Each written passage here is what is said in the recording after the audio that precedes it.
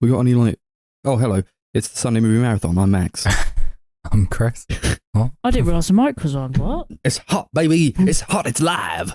We're going out there. It's live on the Sunday Movie Marathon with me and the rest. Christmas episode 137. Not like it's been 137 Christmas episodes. It's pretty crazy.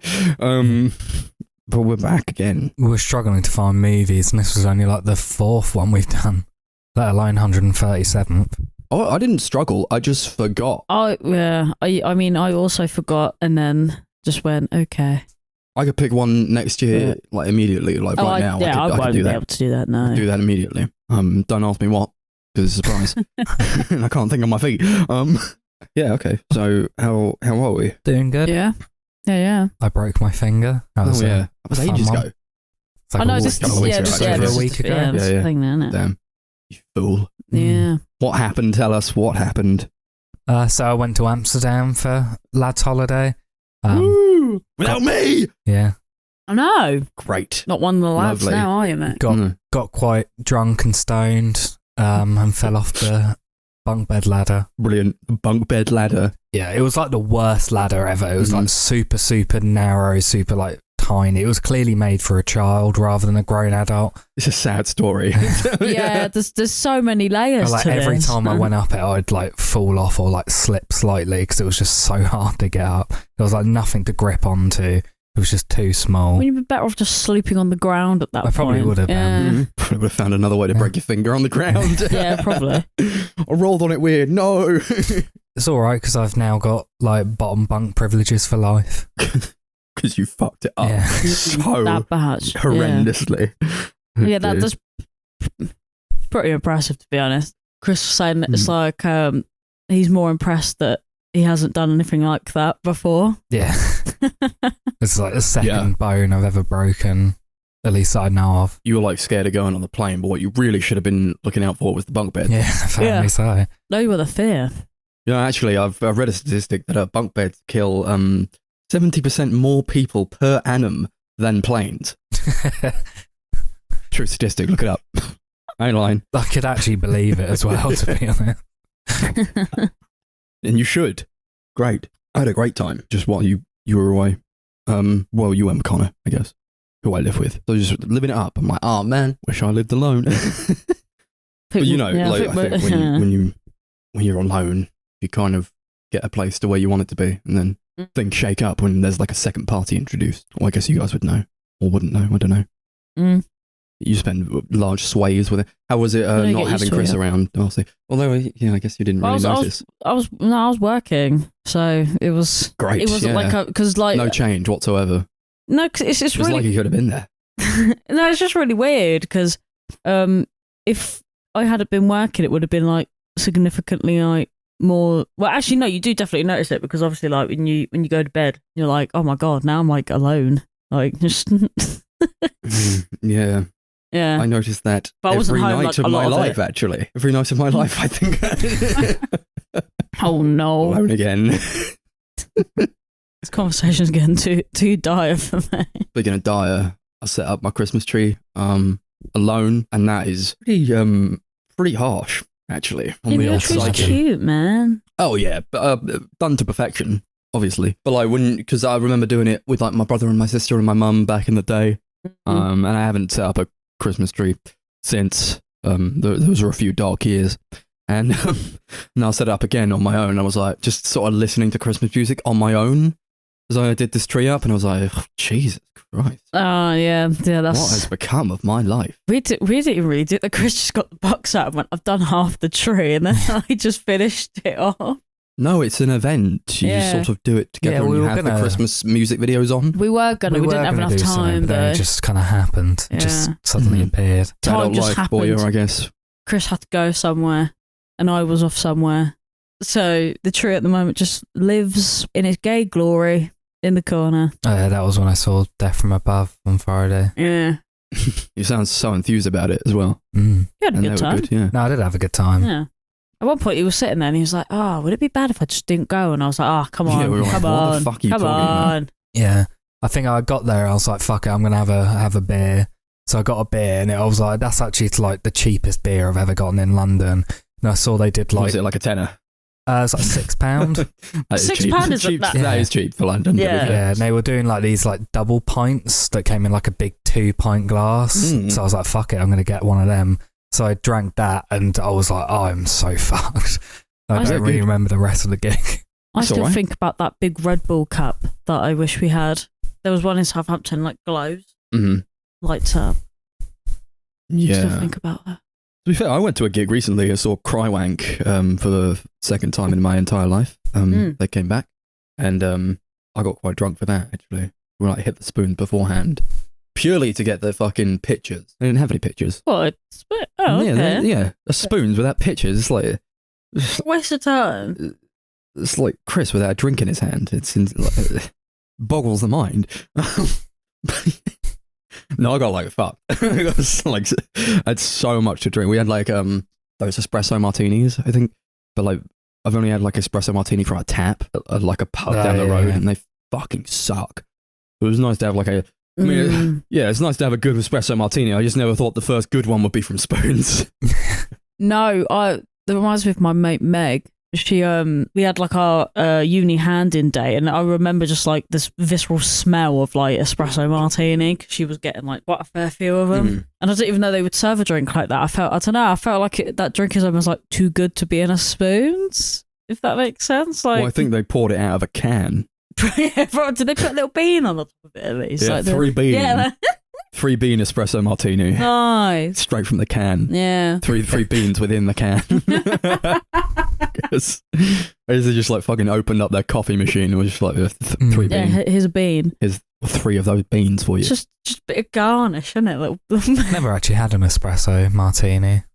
It sounds Oh, pretty well. good though. I think I took a sip of it. Because it depends where you go. Yeah, my Yeah. sister got one from like this really overpriced ice rink. I think it was somewhere out just outside of London, and it was like, I remember it being like, I swear it was like £12, and I was like, that's actually quite a lot. But thinking about it, it's actually not that bad. But if you think about it, it's like 2 sips, isn't it? Like a martini is literally like nothing at all. You're like being scammed. well, sort of. But you're like, They're too strong. Have you had the martinis in number 6 cinema? No. No. Those are fucking insane. They're very small, but like, and they cost like £8 sort of, and they only do them like on special occasions when they're doing like Barbie or something.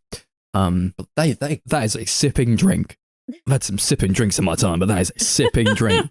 You can't down that in 2. Yeah. That's it. It's impossible. It's because they're like so strong. Mm-hmm. Because it's just basically pure alcohol, isn't it? Yeah, basically, yeah. But you're getting your money's worth, and I Yeah, like it. of course. I like that a lot. No thanks. Yeah, I No don't know. thanks. No alcohol.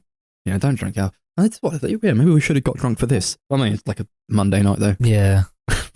I was we're all- originally we're thinking that, working. but I was like, Let's our go. schedules it's not Yeah. going to allow for it. No. We're a slave to the schedule. We had like 1 drink yesterday, and that was about it. Mm-hmm. Yeah, I was thinking, and Yeah. another one. And I was like, oh, God, I can't do that. Can't do it. No. While we were watching these brilliant, lovely movies. Speaking of, Speaking of, we got any Christmas plans? I Sort of still set don't into know motion? what is going on with me anymore. Yeah, I know. Yeah, we still can't figure it out. My mum said she'd call me tonight, and I bet any minute now my phone's just gonna go. Doot, doot, doot, doot, doot, doot. If it does, you better answer it Yeah, on the podcast. live on the I definitely podcast. won't. I don't think your mum would appreciate that. Oh, she's never gonna listen to it. No, it should be all right. I think my Christmas plans are pretty much going to be the exact same as last year. Just go home on Christmas Eve, come back on Boxing Day. There's a good Lovely, chance I'll yeah. be going home on Christmas Eve. To be honest, Yeah. Watching It's a Wonderful Life in the cinema. I mean, if I we'll do could that. go, Yeah. I'll go because I didn't get to do it last year. But I also don't didn't think get I'll to do go it- Christmas yeah. Eve because it's on at like 7 p.m. Uh-huh. No, I'd rather Okay. go a bit earlier in the day yeah, I don't really care. I've got nothing or like going the on. day before. no, Yeah. yeah. Whenever suits me, I don't know. Yeah, when I Yeah. find out what's going on. We always have like a good meal on Christmas Eve evening, so I want to go back for that. Yeah, fair enough. I do nothing on Christmas Eve. No, I don't tend to. The last couple of years have been a bit weird though because I've been coming back from Portsmouth, but I normally would you have on Boxing Day we have like what we call like the buffet style dinner, like the Yeah, that's bitty what we dinner have or on whatever. Christmas Eve. But like yeah, we have it on sausage Boxing rolls Day. and like deviled eggs and stuff like that. But I make the sausage rolls and stuff. Just pretty cool. But yeah, I won't be doing that this year. It was like my tradition. I used to make them every year, but I can't get the time to just make them if I come back on Christmas Eve because it's too much effort. It's too long. I think I'm going to do what I did last year and just get very drunk throughout the period of a week. Sounds good to me. Okay. That worked last time. I think I did offer to make Christmas dinner because I never made it before. I sort of want to dip my hand in some more cooking stuff. So we'll see how that goes, and maybe I won't. My dad will be like, "No, maybe not." I don't know. Well, we'll see. I won't be making Christmas dinner. We've got one of those like. Our oven got condemned a couple of years ago. No, not our oven. Our hob got condemned a couple of years ago. Condemned. So like it. Like a gas man came and like you know, like the people that like check your boilers or whatever. But basically, so he came over and he condemned our fireplace and our hob. So we got a new fireplace, but we haven't got a new hob because it's like built into the kitchen, so it's going to cost like loads of money to change it. So we have like an oven top thing now. So basically, making Christmas dinner is almost impossible now because it takes like 8 hours to do like a 2-hour meal. So I think last year we went out for dinner and went to what? I haven't heard about anything, but I assume we're going to go somewhere else or to someone else's on Christmas Day because we don't have the manpower to cook food in that house no more. That sounds like my plans, to be fair. And my sister's got Boxing Day off apparently, so more likely to do something because normally she has to go straight back to work. Nice. I know, the retail life, innit? Yeah, I'm back on like the 27th. Oh, I don't even know how she gets in half the time because she works in London, so it's like a mission. I need all that time off just to mull, just to stew, Just sitting it all in. just think about what the fuck I've done this year. But I'm not going to do that right now. It's not the time. Yeah, that's the next episode. Oh god, I don't even want to think about it then. Think about all the stuff we did wrong and terribly wrong. For the trajectory of our lives, which is another fun existential crisis to have. Yeah, can't wait. It should be fun. Yeah, right. Righto. So, like, I don't know. What do we, like? Do we want to talk about the movies? Well, we've got. We got anything else to sort of? Is that, I don't know. No, we don't have. Well, no. I don't have anything to. I don't have anything. I don't know. We've seen some new stuff, but like the year-end video episode is so close, we might as well just save it for that. Wait for that one. We'll do it later. And also, I don't remember what the killer was anymore. No. Probably for the best. It's a bunch of fucking Smith songs. Stuff. All right. We'll hear about that later on. And this time we're going to talk about some movies, some Christmas movies we all picked. And definitely thought very hard about. Yeah. Yar. Yeah. So that's, fine. Fuck it. So those were Little Women, Elf, and Beauty and the Beast, The Enchanted Christmas. Okay, so let's go. Let's fucking go. Woo! I picked Little Women from 2019, directed by Greta Gerwig, based off the famous novel by Louisa May Alcott. The movie's set in the aftermath of the Civil War in America. It's just about these 4 sisters kind of going through life. It's a coming-of-age story, iconic stuff. And that they do. Yeah. Most of them. Most of them coming of age. Yeah. Most of them at age. Some of them at age. Some of them even older than that age. Some of them past that age. Some of them don't age. Some of them don't age. Yeah, that's a bit ambiguous. No, it's a bit ambiguous, but if you've seen the episode of Friends where Joey starts reading Little Women, you know pretty much what's going to happen. Yeah, there's nothing quite like a good spoil. Well, I never thought I'd ever watch the movie or ever read the book, so I was just like, okay. And then you're watching it and you go, oh, I really wish I hadn't watched that episode of Friends like 7 years ago. Yeah, a big part of the reason I picked this movie, well, obviously because I love this movie, I wanted to make Darcy watch it. Yeah. Because I've been saying since it came out that she should watch it, because I was like, you will like this movie, and she was like, no, it looks lame. This is this is just something that... Look, you just got to admit now that we know you better than you know you. We know what you like. Yeah, fair enough. Even try. And you're like, what if like this old 90s movie with Jared Leto and was pretty good, like because it was when I was a child. Like the things that you think are good are like, oh yeah, because it was like one of those back in the day. But like when we recommend you good movies, you're like, no, I don't actually think that would be any good. Actually, no, I just can't be bothered to like go out. I don't. You guys should know better that I just don't watch things off my own back, which is why Chris does this half the time. Because he's like, I know she'll never watch it, but if we force her into a living room where we have to watch them, then she's gonna watch it. Mm-hmm. And if you ever want me to watch a film or listen to a fucking song or something, just sit me down in the place and I'll just have to do it. But I don't do it off my own back. My Spotify is like the same 6 songs on rotation. Like there's something wrong with me. I can't do it. It's not like 300,000 minutes of if I get into like a band or a song or something and I'm like, oh, Darcy will like this, I won't even like message her and say listen to this because I know she won't. I'll just sit her down and make her listen to it. What I do with you two too. Yeah. You don't understand these things. So what did you think of the movie seeing it the first time, Darcy? I liked it a lot. Yeah. Yeah, it was good. It was really, really good. It was a wholesome punch to the chest. If I can put it in that kind of way. It was like a hug, but if someone like a hug if someone beat me up. Yeah.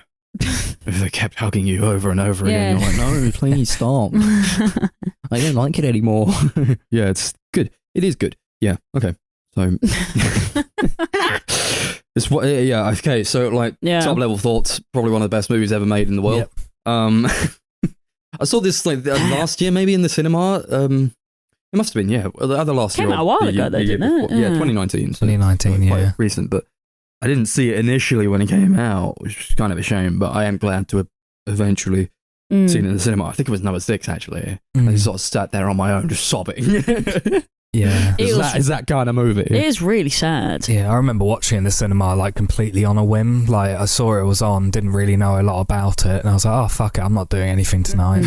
So I went to like a 9 or 10 p.m. screening because I was just so bored and had nothing going on. I'm glad I did. Yeah, changed your life. Yeah, yeah. It's one of those like I was like, okay, like we're all watching it together. I think I can hold myself together. Oh my god! But that proved not to be true. Hard, actually, man, that was hard. Like what? Just some hard stuff, man. Like Timothy Chalamet was pissing me off, and then all of a sudden I was like, "Oh man, I would hug him right now. I'd do anything to hug him right now." Like this. I wasn't really fond of him beforehand, but I would give him a polite handshake now. It's the first time I found out you don't like Timmy Chalamet. It's just he's the thing. Well, obviously I don't know him in real life, but like he just gives off that aura of like really just annoying, pretentious man, and I just don't really like that. I find that quite jarring. But not to say that he's not. I think he's actually really great in most of the stuff that he's in. But it's just, there's something about him. I just kind of want to like flick him in the face. It's really difficult to express, but he just irks me a little bit. He's one of those. Yeah. He's one of those. I think he's kind of a Marmite sort of actor because I know quite a lot of people who really don't like him. Whereas I love him. Kai hates him. Yeah, Kai hates him. Yeah, no, I don't hate him. I think Kai is like kind of like you. He doesn't hate him as an actor. He just hates him as a person and finds him really obnoxious. He is a little bit, but I mean, they're actors. Yeah. Yeah, I totally understand. Care about him as a person. I just know I like him as an actor. Yeah. I thought you were just gonna say because you think he's sexy. Well, yeah, there's that too. Yeah, he's a good-looking chap. Yeah, he is. No, don't get me wrong. Just I was like unintentionally like laughing to myself because obviously he's dressed in the beautiful old-timey clothes, but I couldn't stop thinking about like how he kind of still looked a bit like if Wonka had like not put on his top hat that day, and I was just like, fuck it, just couldn't stop seeing Wonka in my head. Is he playing what he plays Wonka, right? Yeah, it's just making me laugh constantly. And I was like, no, I shouldn't be laughing at this. It's not funny. Confirmed movie in the Wonka verse. I like the fact that Robin misheard you and she said, what, this is the worst movie in the universe? Oh, right. Yeah, we watched this with Robin. Had you ever seen it before? Yeah. She said she'd seen it before. Yeah. She didn't seem like she really cared about it, to be honest, but I'm like, yeah. might get her thoughts for one of the other ones we watch. Perhaps. But yeah, speaking of good looking boys, good looking everyone. Everyone's perfect pretty. Fucking casting. If you want to spend fucking just 2 hours and 15 minutes watching just the most unbelievably attractive people just going at it and giving insane performances in a movie that looks unbelievably good. It's just so watch this, man, because it's so goddamn good, and like everybody is like, oh god, die for them all.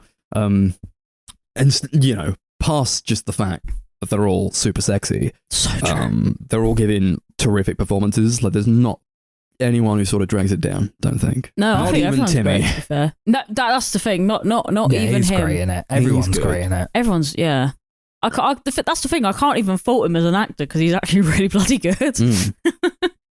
Just his general demeanour. But I think it works in this film though. If you think about it, like the character that he's going for, it kind of Laurie. It kind of works. Laurie. It kind of works. Or Teddy, yeah. And Greta Gerwig, fucking hell, what a director. She took the Wes Anderson guy, didn't she? Because that fucking bit where all the girls are coming down the stairs in their fucking colourful dresses and they're all like this nice colour gradient. I was like, oh my god, that was sexy. Everything looks so good. How do you make a movie that looks this good? It is on another level. I was watching this, I was like, whoa, what the fuck? Yeah. Like from the offset, there's that shot of Saoirse Ronan running through the streets. I'm like, nothing else looks like this. This is shot so very specifically and it looks very unique to this movie. Like nothing looks like this. It's so cool. And she knows exactly what she's doing. She's such a master of it. Greta. And I have no qualms about calling her one of the best in the game. Oh yeah, definitely. She's an incredible actress as well. It's insane. She can do anything. Fucking hell, puts us to shame, really. Yeah. I think you speaking on all the sets and all the costumes, costumes so were fucking pretty, costumes were amazing. All of them were good. All of them were lovely. So pretty. That's the kind of thing that I measure a movie on. Is it pretty? Can I get my eyeballs is it pornography for my eyeballs? Yes. And this film basically is. That's everything all that I think looks matters to me. fantastic. Oh, it's mad. It's mad. Watching fucking Florence Pugh for 2 hours and Emma Watson. Oh, fucking fuck. I know, right? Yeah, Jesus Christ. It is an absolute treat for all. Yeah, personally, I don't see Emma Watson in loads of really great stuff. I don't think, but this is she's really good in this. No, that's the thing though. I think she's a great actress, but I think she's just been put in just pretty kind girl of whatever roles. stuff. Yeah, whatever. I don't know. She's like the Lisa Simpson of the acting world. When she's allowed to go for it, she goes for it. And she does a good job. No, she's great though. Yeah, everyone's really good. Florence Pugh is probably my favourite performance. They do this thing where they go back and forth in time, and I think nobody really sells the fact that they're very much younger than 7 years ago than Florence Pugh does. Yeah, I think they all kind of do. But with her, it's very evident she's a lot more childish in her demeanour. It starts off and she's 12, 13, and then I think when the film timeline wise finishes, she's 20. Yeah, that was a bit more evident though. I felt like the longer you're watching it, it made more sense that she was meant to be younger and then getting older and then getting younger and then getting in the time. But no one else just felt like they were all the same age. In my brain, I was just it'd be 6 years earlier, and I'm like, it just could have been 2 seconds earlier. It literally made no fucking difference to me. But it doesn't really matter. No, it really doesn't, because I wouldn't want anyone else playing them. No. I guess. I mean, in theory, it would have made more sense. Yeah, but also it'd be hard to differentiate. Yeah, what would be the point? But I mean, I found it hard to fucking tell the difference anyway. So who gives a shit? I was just enjoying it for the joy that it was. Yeah, there's actually that really cool little bit at the end where it cuts back to them when they're quite young playing in their attic, which I quite liked. Oh yeah, because they were actually all completely different at that point. And that's what I didn't understand. I was like, you could do it now, but you didn't do it throughout the rest of the movie. I think it makes sense. Well, of course it fucking does, but I just mean it's just goof. I think speaking of Florence Pugh, I think she's never allowed to shine as a comedic actress as much as she does in this. I watched this and I was like, fucking hell. I mean, I know we're used to her giving maybe more serious performances I was Like, going to say, I don't think I've ever seen her do anything funny. Off the top of my head, anyway. It is comedy as much as it is like a drama, and they were able to like weave in all these different emotions with such ease. But she's like going at it. She's going for it. I really love to see it because it's like it's like when we saw like Ryan Gosling in The Nice Guys for the first time. You're like, oh fuck, he's like so funny. But she's like, she can do anything. She's like such a good actor. Yeah, funniest here as well. But like everybody's. Oh yeah, like, to be honest. But I mean, like it was funny, but like I didn't think any of them were like overly funny except Florence Pugh, if that makes sense. Like I didn't think any of them were meant to be like a lot funny. of humour that comes out of how like young and yes, they're dynamic, isn't it? That kind of work. That and like how they talk to each other and the language they're using is very of the time, I suppose. So there's like comedy to be had and humour in there, where they're like talking to each other and just like this is quite high manner, quite elegant in the way they're speaking, and all the language they're using is quite floaty, I suppose. Indeed. Indeed. Yeah. It's that really funny bit where Saoirse Ronan's character's like crying because she cut off all her hair. Yeah. To be fair, as Florence Pugh said, I would as well. So like, I was like,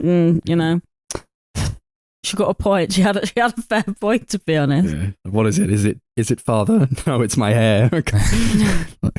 That's fair enough. Yeah. I'm making a mold of my foot for Laurie to remind him I have nice feet. Jeez. That's so funny. So good. Oh man.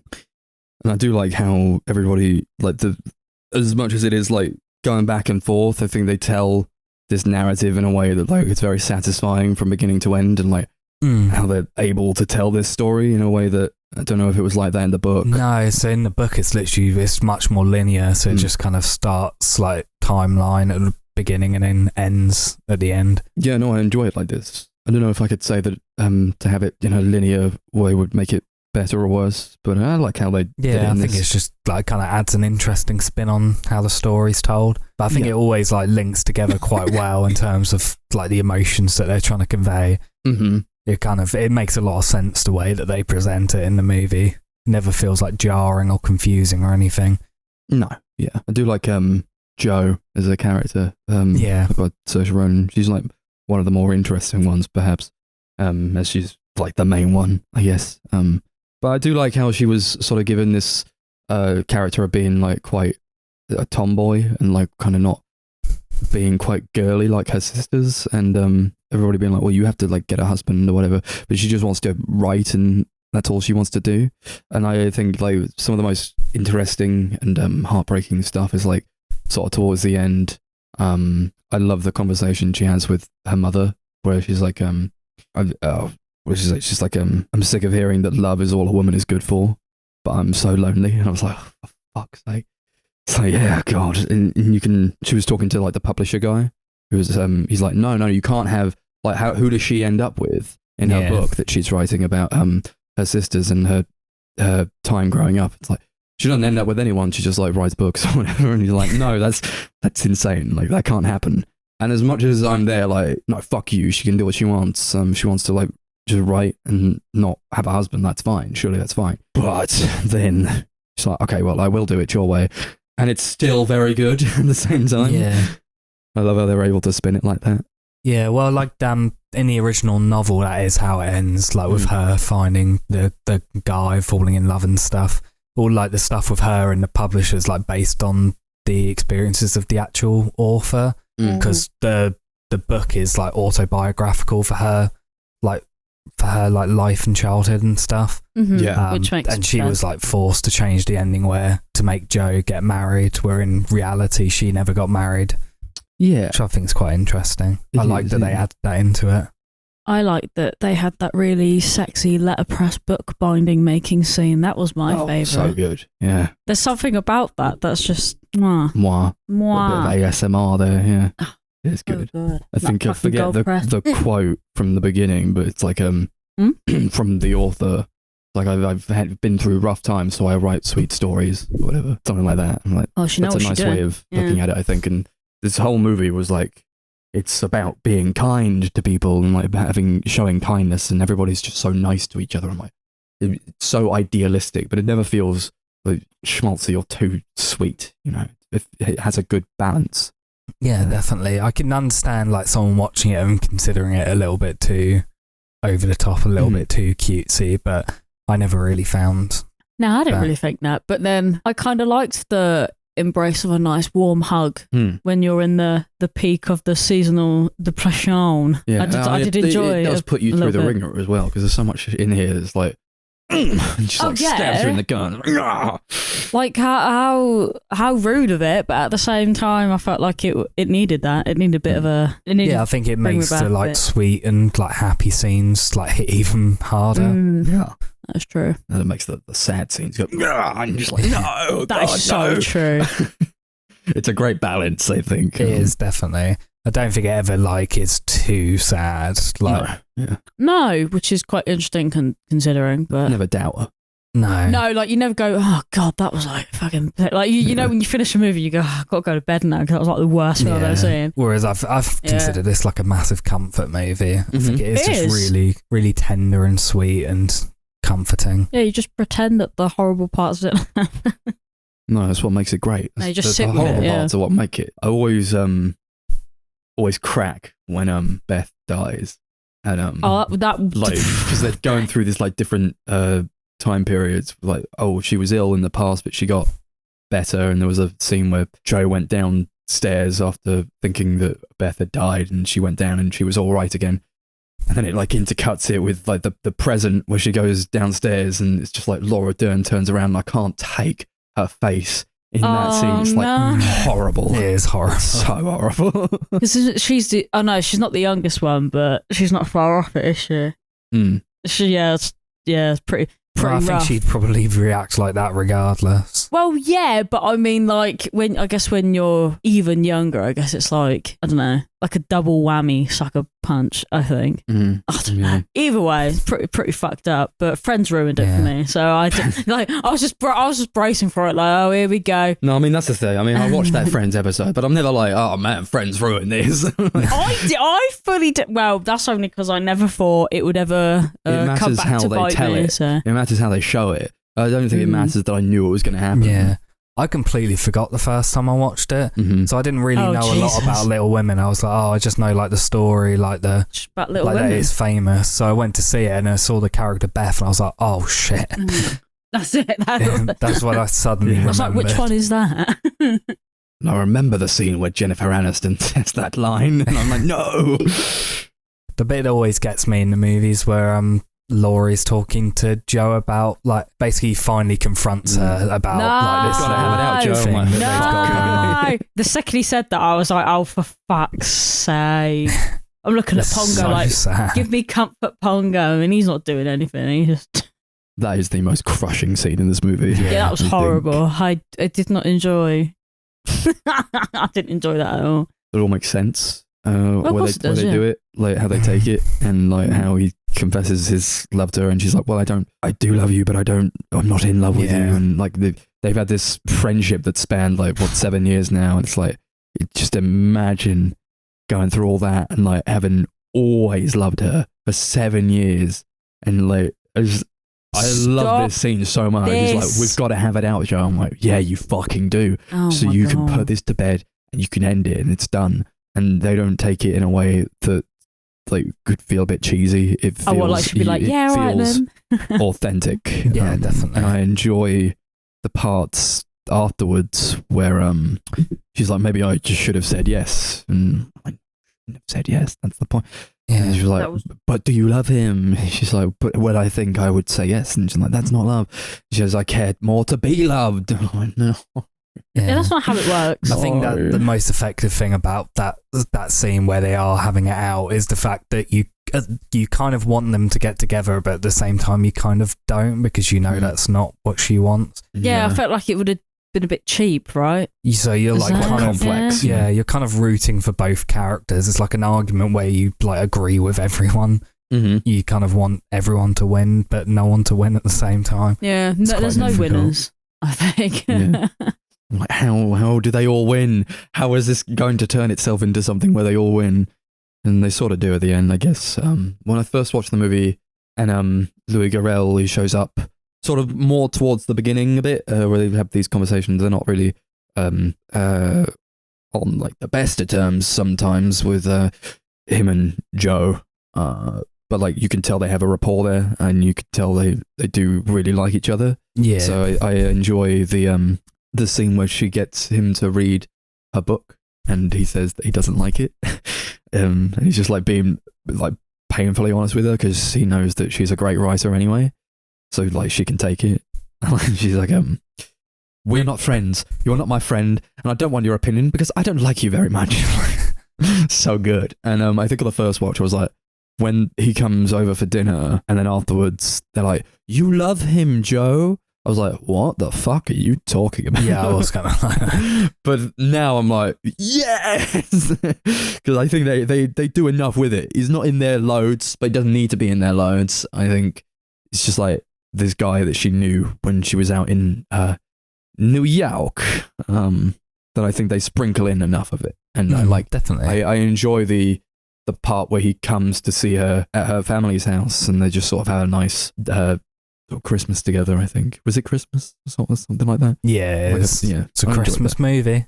Christmas movie. They're always having Christmas. Yeah, I enjoyed like this notion of like how they're easing in this idea of like kindness and being kind to each other and how that's sort of the way forward. But then like with Beth being the one who gets ill, she's only ill because she was too kind.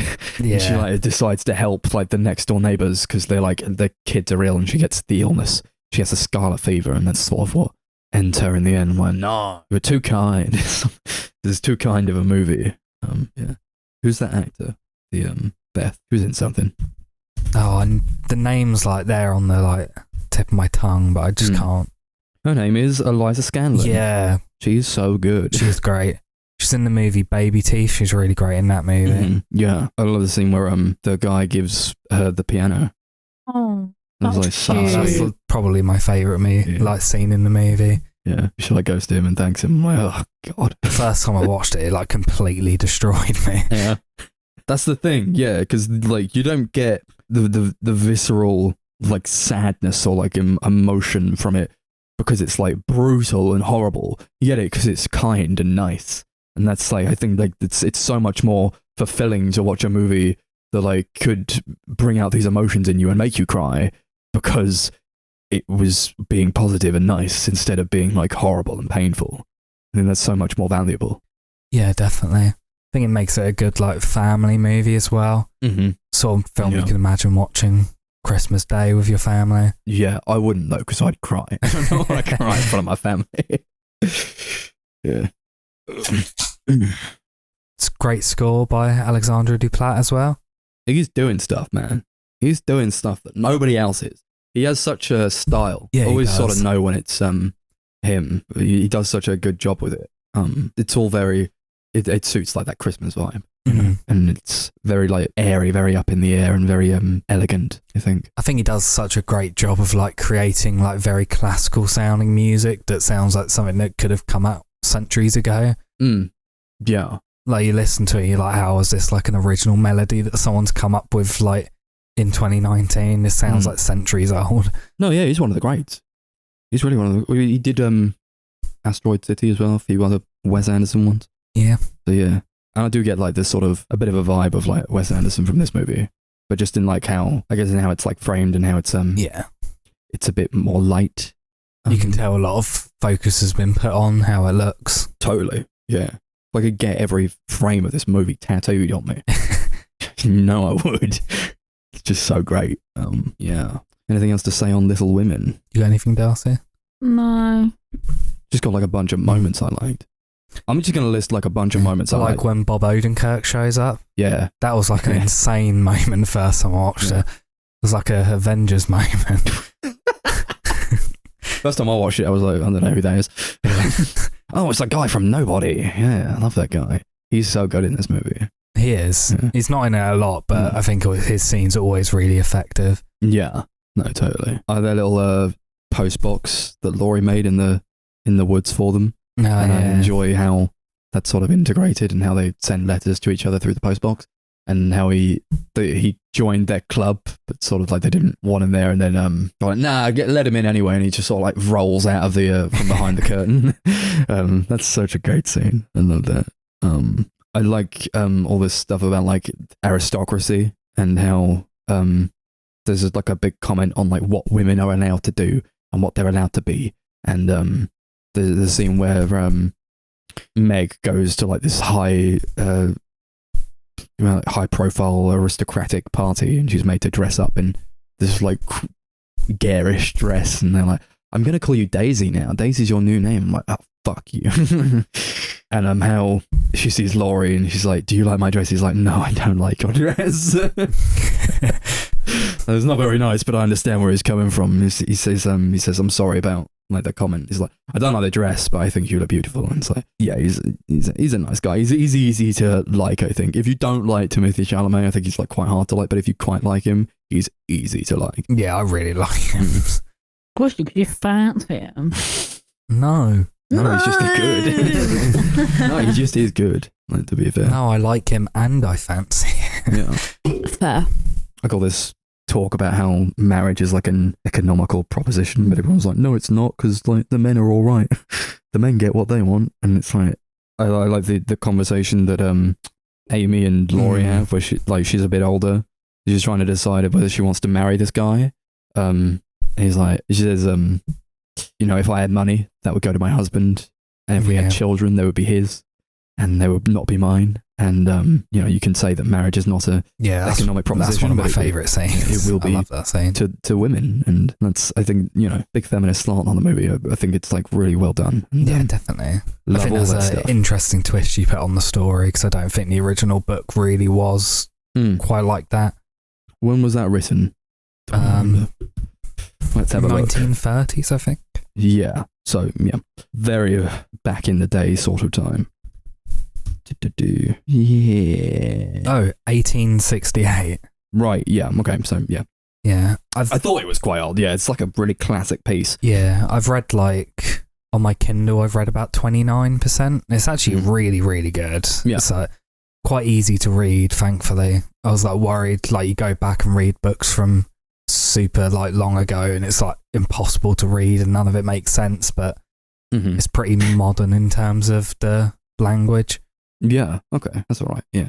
I mean, it's not, I think like the writing is like so on point in this. It's like, it's very much like of that sort of time period back in like, I guess it was set in the 1800s or like in the early 1900s, I think, maybe. I'm not too sure. Yeah, it's like 1800s. Yeah. It's like just after the Civil War. Yeah.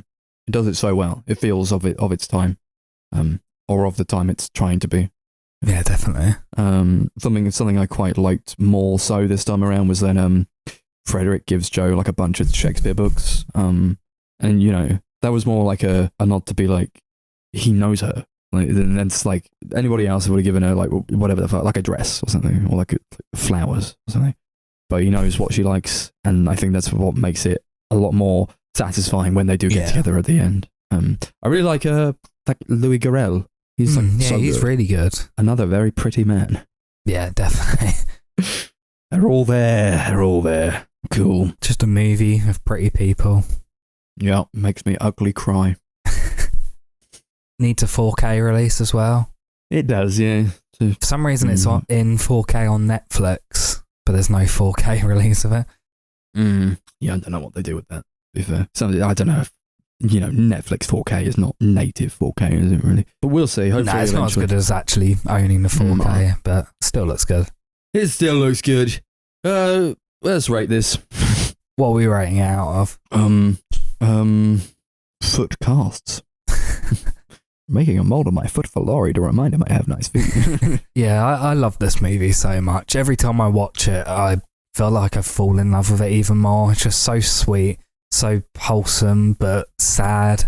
Yeah, just such a great movie. Definitely my favourite Greta Gerwig movie so far. I give it 10 foot casts out of 10. 10 foot casts out of 10. Love it so much. Best Greta 1. I'll watch it a million more times. What was that? Sorry. What? Did you fall asleep? Oh, I'm not feeling good. Did you just fall asleep? What was that for? I don't know. Foot casts? Yeah. Oh, man. Yeah, I'll probably watch it again.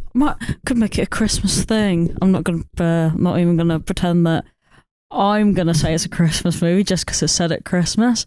Looking at Chris now. 9 foot cast out of 10. I picked it because there's like 3 or 4 Christmas scenes in it, and it just kind of feels quite festive throughout. Just has that tone. Yep. Speaking about festive in tone, Elf is the one that I picked. The classic movie Elf from 2003, directed by Jon Favreau, director of such classics as Chef and The Lion King 2019. And Iron Man 2. And Iron Man 2. He did the first one as well, but the second one's more important, I guess. Another Friends link with him being in Friends. He was in Friends. Is there a Friends link in the last one? What? Is there a Friends link in the last one? Sure, we can find one. This movie's about Elf, Buddy the Elf. He's adopted, goes to the North Pole because he gets into Santa's sack, and when he grows up, he's a real boy, and he turns into Will Ferrell, and all the elves are like, ah, shit, he's a real boy. 30 years later, he's like, man, I don't fit in so well with these elves. And they're like, why don't you find your real dad, who's in New York, and he works in the Empire State Building. He's played by James Caan. He's like, oh shit, James Caan is my dad. I've got to find him and tell him that I love him, and then we're going to spend Christmas together and be together forever. This is the movie. It's a classic movie. It's one of the classics, one of the great classics of our time. You know, we all grow up and we're like, oh, Elf, Elf, Elf, Elf, love Elf. We watch it every Christmas, or I think we did it like in our family or whatever. Yeah, I we watched it like a couple of years ago. I was like, whoa, I'm watching Elf again. It's, you know, and we were searching for like, what is this? Maybe like, oh shit, sorry. This is maybe like one of the ones that sort of, it's like the only sort of thing for its time. Like, we're only like great Christmas movies, comedies back in 2003. No, sort which of coming we out then. already determined. No. Yeah, we determined Bad Santa was the only other one, but that's not a family movie. It's not a family movie, no. Yeah. So we watched this with Robin, and she was laughing her head off. She loved it. And I was thinking maybe I would give her a call to see if she would like say what she thought of it, but I don't know. Shall I give her a call and just like see? Well, nah, she could be busy. It could be, but she's going to be the only one who will say anything about this movie. So maybe. in order to save the segment, maybe we do have to call her. Yeah, because I kind of want like we need some positivity out of it. I need some like I need it to be like a seesaw of things. So like maybe to get her on for a bit, I don't know, but. You know, I guess we'll see. I can't call her. Is it this one? No, it's okay. It's because I'm underground, so I can't call her. Oh yeah, you have to do Wi-Fi calling down here. Wi-Fi calling. Fuck me, I'll do Instagram then. But okay, so like, yeah, this movie is terrible, and I mean, look, the problem is that with a movie like this, right, lives or dies on the comedy, right? It and also lives or dies on the nostalgia and like kind of awesome. I don't think you're going to enjoy it all that much because there's not so much going on with it past all that comedy. Yeah. It's working. Go on, call it now. I don't know what's working. Is it working? I don't know. Is there a speaker? What is going on? No, it's like ringing, but maybe it's because it's underground. Is Katira? Oh. Hello? What? Was that something? Yeah, she said hello. Oh, shit. Sorry. Hi. Wait 1 minute. Hello? Can you hear me? Yeah. So, hey. Are you free for like 5 minutes? What? I wanted to like, so we're on the podcast right now. I wondered if you would like give your thoughts on Elf and like what you thought of it. Because like we're here. Someone that enjoys it. Yeah.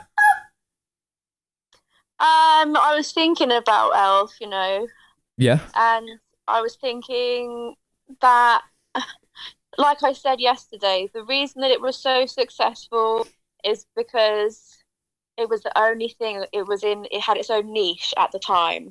Yeah. And but you were still like even past that though, because you were still laughing at it, so it's obviously still. I was giggling. Yeah. Because also I guess it's funny that there's a big full-grown man in a little costume. Right. Yeah. Acting silly. That's the big hook of it, right? It's like an easy watch, isn't it? Yeah. I mean, not for you guys, but it's turn your brain off and watch some like kind of silly humor. That's what I don't like. I don't like having to turn my brain off. But like, I know it's hard to do that when Will Ferrell is screaming so much. He was screaming a lot, like a lot. That's the activation sound to turn your brain off. That's, all right. That's the fucking fight or flight response for us, I think. I like that I one. know, because I know that's what you guys like from movies and I like the same thing as to make me think and all that kind of stuff. But then there's sometimes, I guess there's an audience as well that just want to see something silly. Yeah, no, totally. It's definitely got its audience, I think. Well, we watched it when we were like growing up, right? But it's like the sort of thing where I thought you'd like grow up and be like, well, I don't know about this anymore. But I guess people still like it. For me, I didn't feel like it had the same kind of effect. No. Like I wouldn't actively, like for years, I know that Elf exists, but I've never like chosen to watch it again. Doesn't bring up the old festive memories for you. No, I'm not sure what movie is. I don't know what movie does that. I don't really watch Christmas movies. That's why it was kind of nice to come and watch Christmas movies, like Little Women, a classic Christmas movie. Yeah, there we go. Yeah, we just talked about that. Yeah, because I liked Little Women, and I guess it's different vibe it's going for. Very different vibe. Oh, totally. Yeah. Well, thank you very much for giving your thoughts. Oh, you're welcome. I hope that picked up on the mic. But yeah, I think so too. Yeah. All right. I'll talk to you soon and see you later. See you later. Bye. Bye. I'll hang up. Okay. I should have asked I how hope that picked up on the mic. I should have asked what Pongo thought of it. I could see the waves going up and down, so I think it We're good. up. All right, cool. So yeah. Do you imagine there's just a whole section of just like Max talking to himself like that Evanescence song where No, I thought that was very informative. Now we sort of know. We know how the other half thinks. But for us, I just think, Yeah. I picked this as a kind of gag, as a kind of funny ha-ha thing. Oh, because it's the only thing when I was looking through that Rotten Tomatoes best of Christmas list that made me do a little giggle. And I thought, well, how bad could it possibly be? And it turns out really very bad. Yeah. It was exactly as I remembered it, if that makes sense. Like for me, there's no nostalgia to it because my mum doesn't like Will Ferrell, so like we never watched it. It wasn't like one of those, every year you get the Christmas movies out. This was like bad. This was not on the list. We didn't watch it. No, I'm pretty sure my mum watched it at school though, but that's not the point. This has always been a big one in our house. I think me and either my dad or my mum saw it in the cinema when it came out. We had the DVD we used to watch every Christmas. And I think I rewatched it for like the first time since I was a kid a few years ago with a group of my uni mates, and they were all laughing and loving it, and I was just sat there like, this is fucking awful. Yeah, like I did not find it funny at all. It was just really irritating. Yeah, I just don't really have anything to grapple onto because, as Max has said, if you don't find it funny, there's not much else. But I have no nostalgia for it either, so I have like, I'm grasping at straws, going, what can I like about this movie? Zoe Deschanel's in this. Cool. Yeah, she's good looking, I guess. That was it. That was all I got. That was all I had, mate. That was all I got. Yeah, this really is a movie that completely it. I don't get the hype on it. If you don't find it funny, then there's nothing here really. It's not doing anything special, like visually or anything. It's not like very creative technically. It's literally just all based on the comedy. I kind of like the premise of it. Like, the premise is quite good. The actual plot line. But I also kind of feel like it could have just been a storybook. Yeah, exactly. That's there's like there was like a book theme going on through these movies, but I didn't see a satisfying book binding situation in this movie. No, I mean, speaking of like the color palette, it was pretty ugly, wasn't it? Gross. Yeah, it was very bright, very neon, like booger green, like what Chris is wearing currently. Ugly, right? Like that, and it's just like quite dull most of the time. I think a lot of kids' movies from this era look like that. They all could get away with it.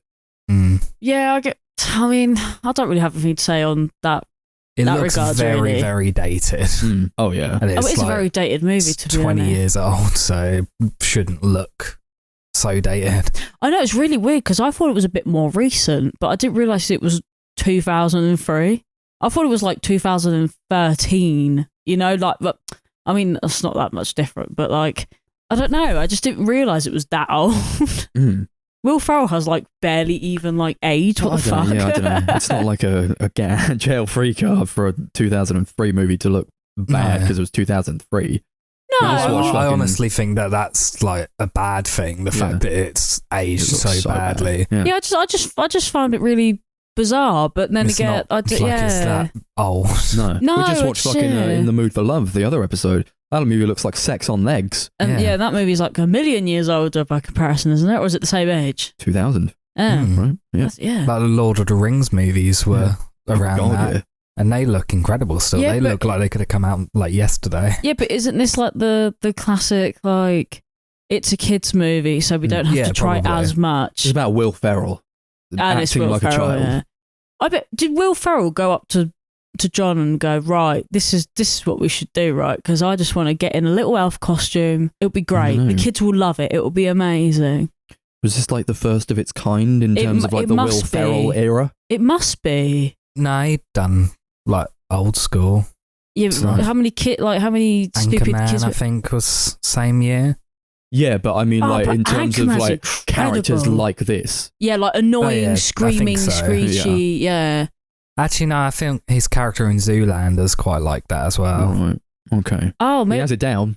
Yeah, maybe they were going for like an angle. He knows what he's about because everything was adult up until this point. Mm-hmm. Maybe he was like, "Oh, I've got to try and be annoying for the kids." Yeah, that's the thing. I can't really fault the performance because what he's doing what he's doing is best. What they want to happen. Yeah, exactly. Like, yeah, it's just that I don't like what they're doing with it. No. Yeah, I can't really complain because if you want a character like that, Will Ferrell's your guy. Oh yeah, like, let's be honest, he's the guy. I want a man. Yeah, a man child, like spandex and dressed as an elf and like running around acting like he's a child. Yeah, who are you going to cast for that? I mean, I honestly don't even think he's that bad in the movie. I just find him really annoying. I think his performance is actually quite good. It's just not what I He's perfect enjoy. for it, but we don't like it. That's all it is. I quite like Will Ferrell in like some stuff. I think he's very hit or miss for me. I think yesterday I compared him to Adam Sandler. He's like one where if the director really understands their like strengths and weaknesses and really plays to that, he can be really good. But I think this is just an example of what he does badly, I think. Yeah.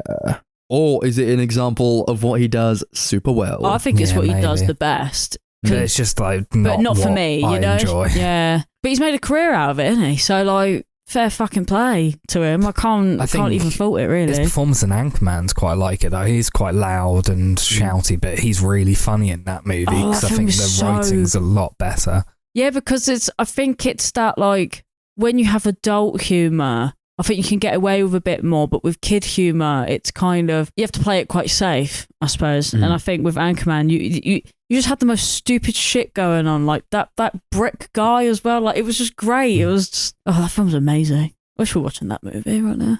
I love Anchorman. Yeah, good movie. I don't even hate it. I don't hate it. It's just it is what it is. And I was watching this, and I was like, "What the hell am I going to say about this movie?" Yeah, there isn't really much to say. It's just to say about it. It's just it's because it's like. It's just him hard doing to what he's doing. Bad comedy, to be honest. Yeah, because there's only so many ways you can say this isn't funny or I don't find this funny. That's the thing. It's all subjective, isn't it? Like if we're grappling at nothing technically. Yeah, it's just like a movie.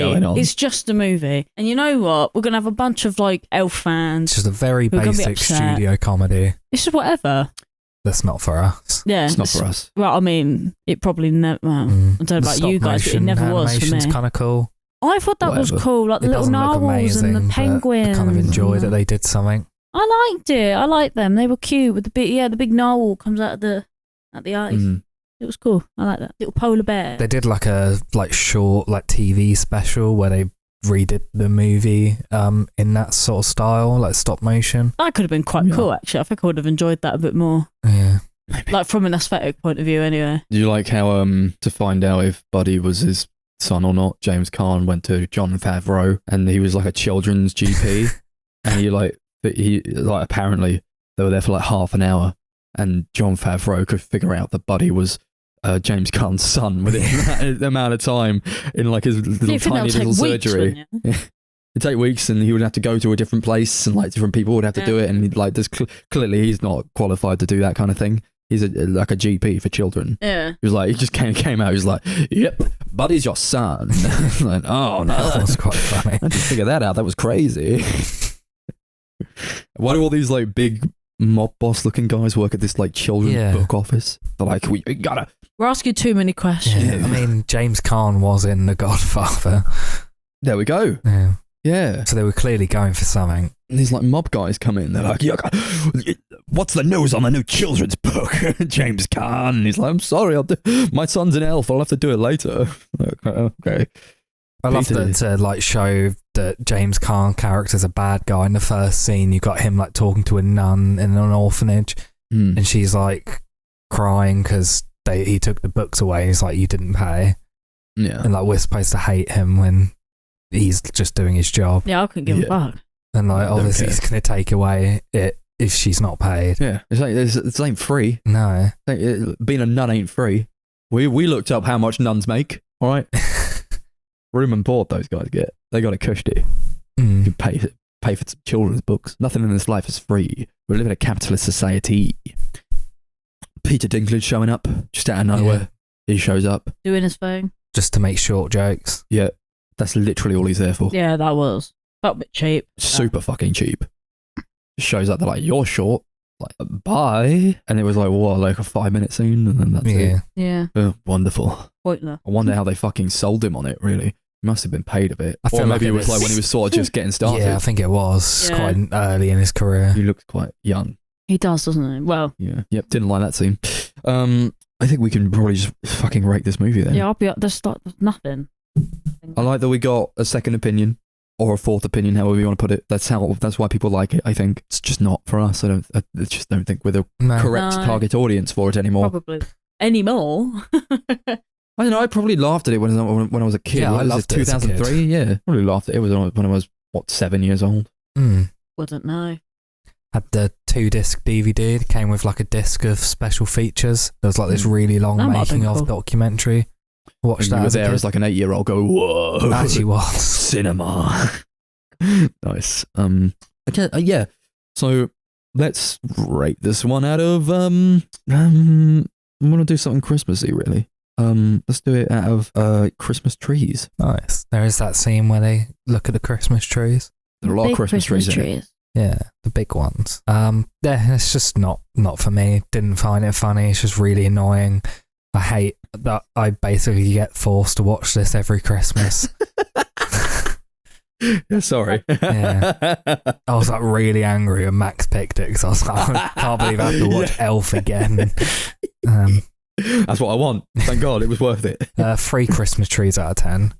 It's not for me. Don't like it.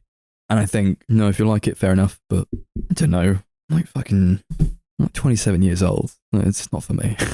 It's going to be like a 2 Christmas trees out of 10, really. I just find nothing about it interesting. But it's not the worst thing in the world. No, it's definitely not. But I'll just leave it at it's not the worst thing in the world. 3 Christmas trees out of 10.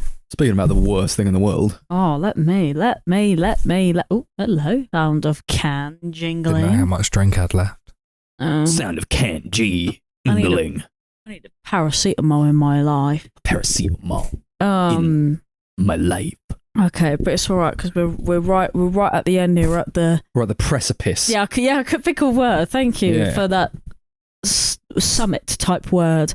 So why don't you press that piss and launch this fucking description into the ears of the listener. The Enchanted Christmas.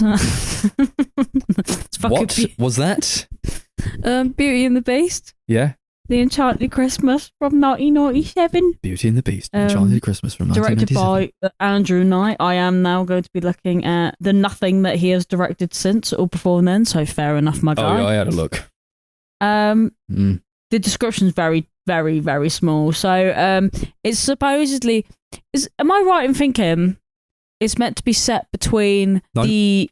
I just sort of watched it. I thought it was meant to be set between its like own sort of thing. Do you know what they do?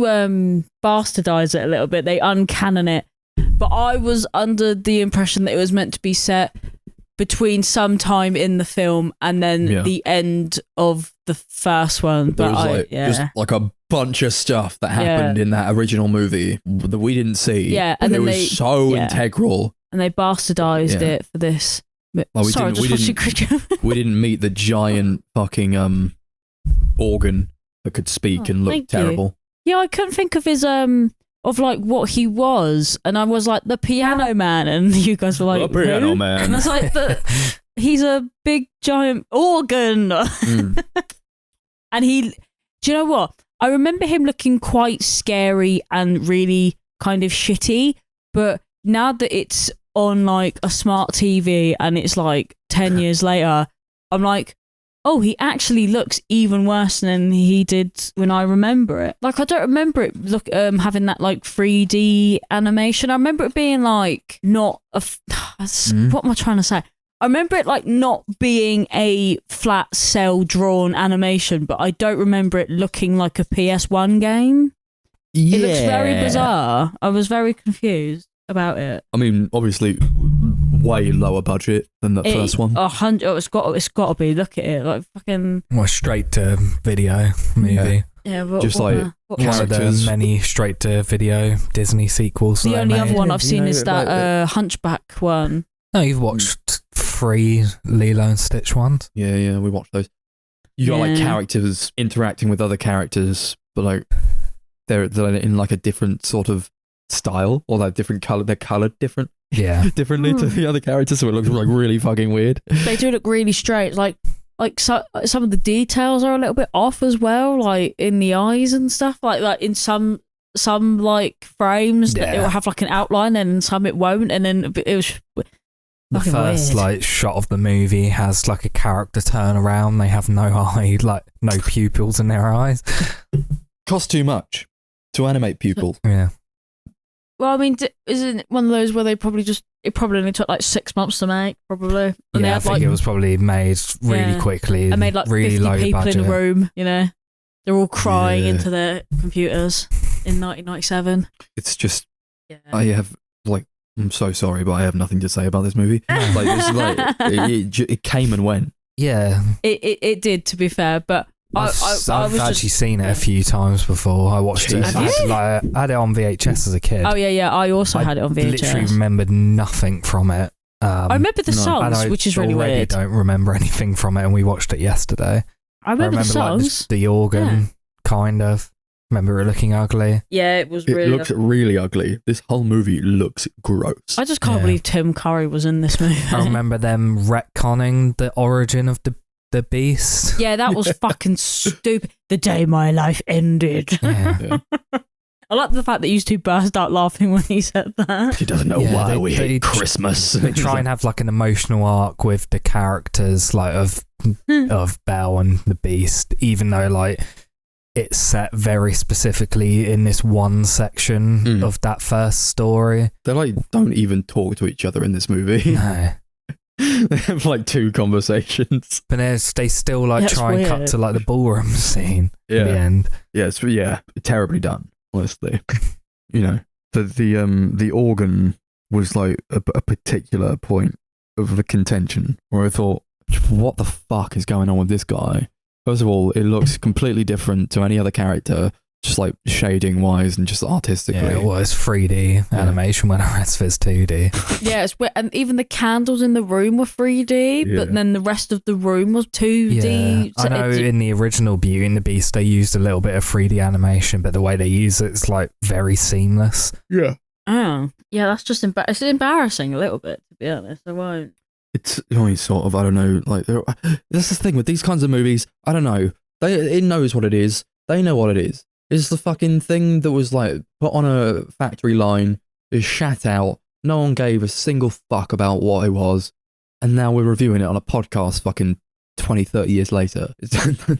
What can we say about this? It's like nothing. It was just made to make a quick buck, essentially. Mm-hmm.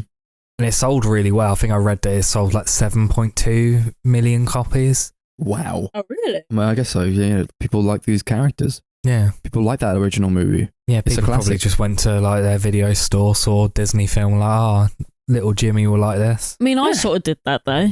I was like, I love Beauty and the Beast. I used to have a load of one. like those sequels, like 101 Dalmatians 2 and shit like that. What did you think was going to happen this time? Oh, I knew it was going to be another one of those things where you guys were going to hate it, and I was just going to sit there going, I remember this bit. I remember this bit. I remember that song. It's not as good as I remember. So and then that's how it normally And that's how you is. thought it was going to be, and that's how it was. That's exactly what I thought was going to happen. Why do you do this to us then? I already picked Elf. I know. Part of it was sheer panic because I did forget to pick a film, and instead of actually taking the time to think, I said, "Oh, I Could've said gone for earlier anything. I'd probably pick that movie," and then I did. That was part of the reason. Sure, you could have gone for literally anything else. Yeah, no. Could have, but I didn't. Arthur Christmas was right there. Oh, Arthur Christmas is sick. Yeah, but we're not fucking watching it. No, Next year. Next year, Arthur Christmas. you watch this space. I won't even remember that this time. We're even fucking here next year. Jesus Christ. True. Yeah. Were you What? looking to see if I had Arthur Christmas? Yeah. No, yeah. What was It's 'cause up you have with every the, movie ever. What was up with that? The Organs like incel song. We were singing it to the beast. Oh, don't fall in love. Don't yeah. you dare fall in love. What? Yeah. Okay. Like, it's actually kind of like embarrassing. It is How embarrassing. well I actually remembered the songs. I was like, All oh right. my fucking God, why is it? That's I embarrassing. can't But remember the song what I itself was embarrassing. Yeah, I mean, what I was laughing at mostly though wasn't really necessarily the song, but like someone like stuck Tim Curry in the booth, and he was like, "Right, I've got to make the incel anthem of the century here. Right, let me scream about doves and stuff." I don't remember what it was even talking about, to be honest, but it was just weird. Yeah, it's like, look, it's breaking Max and I Yawn. don't We're know only anymore, talking yeah. about it. We're not even like watching it. That's what this movie did to me. Yeah. Thank you, Jim. I'll be honest, I don't even really need to go on about it, to be honest. I just kind of No, there's nothing to go on about. No, that's Nothing kind of happens. it. Yeah, This is a Yeah. movie where nothing happens. It like doesn't even have a plot. Yeah, this is why I took all the like the Disney like marathons I'm off surprised the you let list. pick it, to be honest. Because we had like this and Lion King and Aladdin and all that shit, but it's just the same. All the Yeah. sequels are just so nothing and bland and forgettable. Mhm. But yeah, I mean, I don't know. It kind of Yeah. almost feels like it could have just been like a 20-minute episode of a TV show. Yeah, But they've could have extended been, it out yeah. to like 75 minutes. Well, I don't even think there's enough here for that. No. No, I was kind of grappling onto the nostalgia factor. I was kind of trying to elf my way into this Beauty and the Beast, but I mean, it's whatever. I Yeah. mean, I didn't. Just watch the original. It's right Yeah. there. Yeah, the original was going to always be like forever. If you Yeah. want more stuff with Whatever. those characters, just watch it again. Yeah, don't watch that other one. Apparently, the other one's even worse. The one that came out after. Bell's Magical World Yeah, or something. apparently that one's even worse. And I would probably watch it just on 6 times speed, maybe. I saw there was people that reviewed it on Letterboxd that did like a unofficial extended edition of Beauty and the Beast, so they found out where it like synced up into the first movie. So they like paused the first movie to watch this one and the other one, and then carried on with the first movie, Oh. which just sounds like a terrible way of watching it. Yeah, why would you want to pause an infinitely better movie? It's just, yeah, I don't know. It's completely worthless. It doesn't really add anything to it. The worst part is that we could say all this. Nobody's going to disagree. Nobody's going to have a single thought in their mind about this. No, it doesn't Probably really not. have like a It's just one of those. devout fan No. base. I think some people like it. I doubt that. I don't know. There No, was some people like do. fairly People probably positive do, yeah. reviews on Letterboxd. That's the thing. I didn't even hate it. It was just. I It was did. just kind of. I did. It was just kind of. I wouldn't say I hated it. I just No, didn't feel it's- anything. No, I It was, was just I kind was, of there. I was just. I hated that it wasted my time. Yeah, that's why I hate it. Yeah, Sunday I night. was Gotta go barely to watching bed, it. We were just yeah. having conversations instead. Yeah, Mm. to be fair. But anyway, well, I'm done talking about it. If everyone Yeah, else sure, is done fuck talking about this, yeah. it. I wanna, however, shout out my fave. So we're gonna rate it out of 5s. 5s. Yes. Should have done it out of Roger Bum passes. Oh, we could have done it out of Bergens, but Bergens. no. Bob Bergen. But no, 5. He's the G. He's Oh, the yeah, real fine, hero of yeah. this story. Thanks, 5. Yeah, there's like nothing to say about it. It's just bland nothingness. 1 5 out of 10. I liked when the organ says, "Master, come back, shall only prolong your torment." I was like, that sounds good to me, sign me up. This is a 1.5 out of 10. It is utterly worthless. There is nothing about it that redeems it, even in the slightest. I am worse for having watched this. I don't like that. I'm scorched by the eyes of the. The eyes of thee.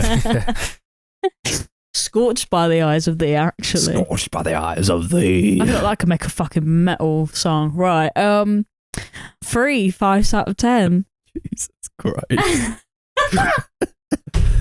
Oh, Love you, 5. Yep. That's it. We're done. See ya. No, I'm just joking. We got shut up. Jesus. Just 1 minute. That's all I ask. I ask for 1 singular minute of your time, and then you can make all the hysterical, fucking annoying noises that you get off on so very much. Okay. Next episode, we will be back in the new year, 7th of January, with a year in review, talking about all the stuff that was fucking legendary about this year. TV, movies, and all that stuff. Maybe the other ones, the other things. What are you talking about? I don't know. Just the other things. Maybe the other things, yeah. Who knows? We all know about the other things. They'll be there too. And you will also on the 7th of January, episode 138. Thank you for listening. We have social media. Go do that. YouTube, The Sunday Movie Marathon. Instagram at Sunday Movie Pod. Facebook at Sunday Movie Marathon. Letterboxd at Sunday MM, capital S, capital MM. Any last words? Merry Christmas. Yeah, fuck it. Merry just Chrysler, have everyone. a good one. Why not? Because, you know, it's Christmas Yeah. and Good New Year. have a good one. Yeah, have a good New Year, I suppose. Don't know what I'm doing, but No one does. just have one. Have one of those. I like that. I like that.